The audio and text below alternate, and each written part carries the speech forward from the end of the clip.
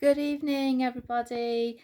We are nearly at half term holidays as I'm recording this, and my word, I am very tired and kind of didn't really feel like posting tonight, but I thought, no, be consistent. That's what everyone tells you. And actually, it's quite apt that I'm feeling very tired when I'm talking about this post because today is tips on teaching when you are pregnant. Just a little disclaimer for any of my friends and family who might be watching this. I'm not pregnant, okay? So don't get your hopes up or get excited. I'm just pretty knackered from teaching today. Um, so teaching is difficult and is tiring at the best of times, and those feelings of exhaustion are just tenfold compounded when you are pregnant, especially in the early days, when your body seems to just have been taken over by the snooze bug, or kind of like later on in your pregnancy where it's just you're heavy or big, it takes a lot of effort to move around. So today's kind of time saving or general tips are for pregnant teachers. So, first and foremost, I think you need to lower your standards a little bit when you're teaching when you're pregnant. You cannot do all the hoop jumping, all the extracurricular stuff that's going on. You really need to look after yourself and you need to scale back where you can so you are just doing your minimum directed time on your duties, because it takes its toll. You should also don't need to be feeling guilty about getting textbooks out, using a textbook lesson, maybe not circulating around the room as often as you'd like, taking a seat if it's a practical lesson, or reducing the amount of practical lessons that you're doing if you're a DT teacher or a PE teacher, or in another practical subject, just making your life a bit easier. I know that there's this tendency not to tell people in your work or not to tell your manager till you've hit that magic 12-week mark. But I think if you are struggling, I think it is worthwhile taking your line manager to one side and just giving them a little heads up. They will be professional, they will be confidential about it. But if you're really having a bad day, you're feeling really sick, they know what the issue is. It's not just you having a meltdown. Another thing that I think people need to be aware of is what you're entitled to as a pregnant working teacher. What support are you actually entitled to?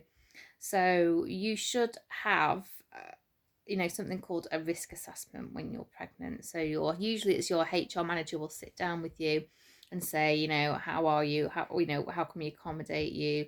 You might well be given things like a little pull along trolley to take all your heavy textbooks in if you teach in different rooms, if you don't have a permanent classroom.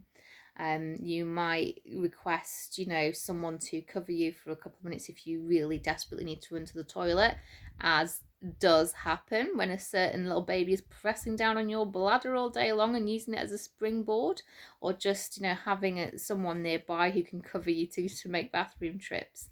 They also should be accommodating things like duty breaks, or swapping breaks, or letting you off those altogether. You shouldn't be having to find your way to halfway across the school and stood up for another 20-minute or so break. They should be able to find you like a break duty where it's close to you, where you can sit down and have a rest, essentially. And one of my good teaching friends happens to be pregnant at the moment, and she's having a few issues with really getting school on side to support her in her pregnancy, which is kind of a shame. And the reason why I decided to write about this post anyway.